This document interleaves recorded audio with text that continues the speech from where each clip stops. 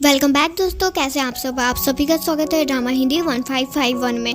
कहानी के स्टार्टिंग में हम लोग अपने हीरो और जीजिया को देखते हैं जो अभी अपने घर में आए होते हैं और तभी उनके पीछे से उनकी वाइफ आती है जो आज बहुत ही रोमांटिक मूड में होती है और यही हमारी हीरोइन यन है होती है।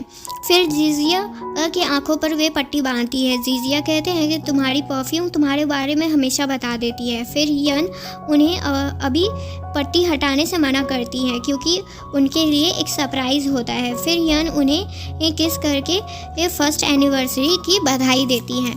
फिर जीजिया भी उन्हें विश करते हैं और उनको एक बहुत सुंदर सा नेकलेस पहनाते हैं। फिर जीजिया अपना गिफ्ट मांगते हैं, तब यन अपना टी शर्ट उतार देती है और फिर वे दोनों एक साथ अपना रोमांटिक नाइट स्पेंड करते हैं। और अगली सुबह जब यन उठती है तब उसके पास जीजिया का मैसेज होता है कि वे बोट से जा रहे हैं और फिर वे यन को रात को 10 बजे वापस लेने आ जाएंगे। यन जीजिया का नोट पढ़कर और देखकर बहुत खुश होती है, पर तभी उनके पास गुजैंग का कॉल आता है जिससे जैन बस इतना कहती है कि मैं आ रही हूँ वापस। और तभी पानी में जो बोट था वे ब्लास्ट हो जाता है, जिसे देखकर यन दुखी तो होती हैं, पर उन्हें ये भी देखकर लग रहा था कि उन्हें इसके बारे में पहले से ही पता है। और फिर एक बार अंशी ग्रुप के बारे में हम लोग को दिखाया जाता है, जहाँ पर वे एक बोर्ड पर हर एक मेंबर अंशी ग्रुप के बारे में लिखा होता है और यन इसी ग्रुप के बारे में जांच कर रही होती है और जीजिया इसी ग्रुप के बेटे होते हैं। और अंशी ग्रुप और यान का कुछ हिस्ट्री पास्ट होता है और यन अपने आप से बस इतना कहती है कि मॉम, मैं जल्द ही सच का पता लगा लूँगी। और अब 4 साल बाद का टाइम दिखाया जाता है, जहां यन एक प्रेस कॉन्फ्रेंस में होती हैं और वे मीडिया से बोल रही होती हैं कि जीजिया को ये एक्सीडेंट में गए हुए 4 साल हो गए हैं, पर अभी तक उसके बारे में पता नहीं चला है और इसीलिए जनरल मैनेजर का पोस्ट मैं अब तक संभाल रही हूँ उसके लिए। और मैं जानती हूँ कि बहुत से लोग मेरा यहाँ होना बिल्कुल भी पसंद नहीं कर रहे होंगे, ना मुझे इस पोस्ट पर देखकर खुश हो रहे होंगे, पर मैं आपको भरोसा दिलाती हूँ कि मैं आपका ट्रस्ट कभी भी टूटने नहीं दूंगी और अंशी ग्रुप का काम हमेशा और भी ऊंचा बनाऊंगी। और मैं भरोसा करती हूँ कि आप सब भी मेरा साथ देंगे और कुछ मिरेकल क्रिएट ज़रूर करेंगे मेरे साथ। और तभी उस भीड़ में से कुछ लोग बोलते हैं कि यन, तुम इस कंपनी की लार्जर शेयर होल्डर भी नहीं हो और मुझे नहीं लगता है कि तुम्हारा उस प्लेस पर होना कोई हक भी बनता है तुम्हारा।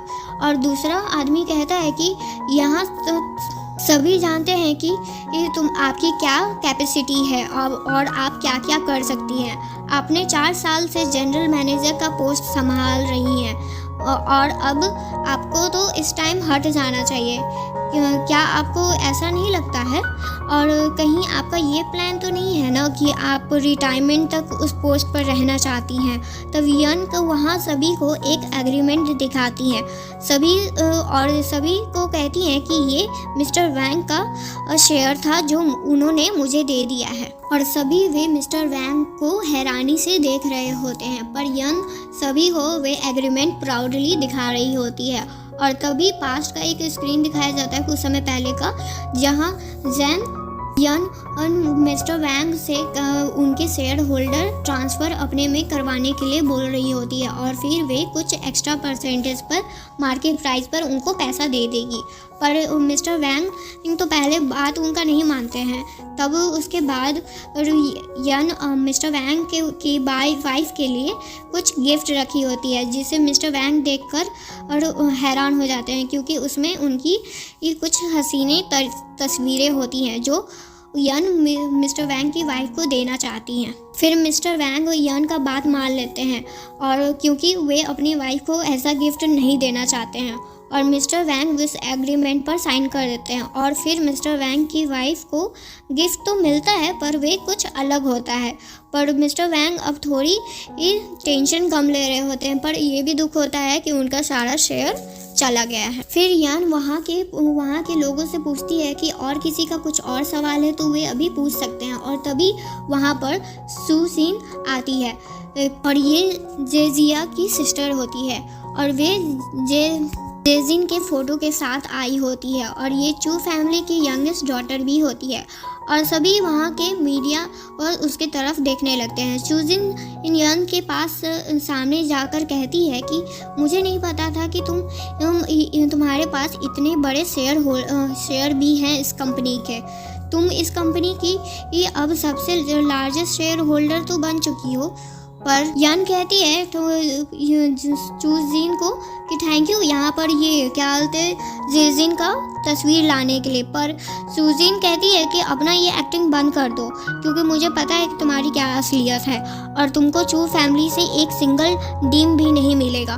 तब यान कहती है कि ये अनसिंग फर्नीचर ने तुम्हारे ग्रुप पे बहुत से पैसे खर्च किए हैं, क्या मैडम चू ने तुम्हें नहीं बताया है? और अगर मैडम चू यहाँ पर होती तो वे मेरा ही साइड लेती, तुम्हारी नहीं। सुजीन कहती है तो क्या हुआ, मैं अपनी जगह पर हमेशा खड़ी रहूँगी। तुमने बहुत कुछ अचीवमेंट कर लिया है और ये सब कुछ मेरे भाई के कारण तुमको मिल रहा है। यन कहती है हाँ तुमने सही कहा, मैं इस कंपनी को चला रही हूँ क्योंकि मैंने उसकी मेहनत को बर्बाद ऐसे जाने नहीं देना चाहती हूँ। मैं उसे एक बेटर अंशी देना चाहती हूँ जब वे वापस आएगा। और मैं आप सबके सामने आज एक अनाउंसमेंट भी करना चाहती हूँ कि आज मैं ये डिक्लेयर कर रही हूँ आप सबके सामने कि मेरे हस्बैंड अब वापस नहीं आएंगे। और वे जेजिया का डेथ डिक्लेयर कर देती है मीडिया के सामने। और सुजीन कहती है कि तुम होती कौन हो उसका डेथ डिसाइड करने वाली, और तुम भी जानती हो कि वे कोई एक्सीडेंट नहीं था जो उनके साथ हुआ। कुजेंग और सुजिन को ये सब तमाशा करने से मना कर रहे होते हैं और ये यन के बचपन के दोस्त होते हैं गुजेंग। तब मिस्टर वैन कहते हैं कि मुझे पता नहीं था कि तुम इतनी बेकार लड़की हो और मैंने इसे जानबूझ के अपने शेयर नहीं दिए हैं, इसने मुझे धमकाया है तब इसने मुझसे शेयर मुझे देना पड़ा था इसे अपना। और जेजिन के गायब होने के पीछे ज़रूर सही में इसका कोई हाथ होगा। फिर सभी मीडिया यन से सवाल पूछने लगते हैं जेजिन के डेथ के बारे में और पर गुजिन उसे वहाँ से लेकर जा रहे होते हैं और तभी वहाँ पर यन के सामने जेजिन आ जाते हैं और तभी यन बेहोश होने वाली होती है पर जेजिन उसे पकड़ लेते हैं। ये दोस्तों यहाँ तक ये एपिसोड का पार्ट सुनने के लिए, आगे के एपिसोड के पार्ट्स आपको जल्दी ही मिल जाएंगे। थैंक यू दोस्तों, प्लीज़ इसको लाइक एंड सब्सक्राइब जरूर करें और मुझे हमेशा सपोर्ट करते रहें। Thank you.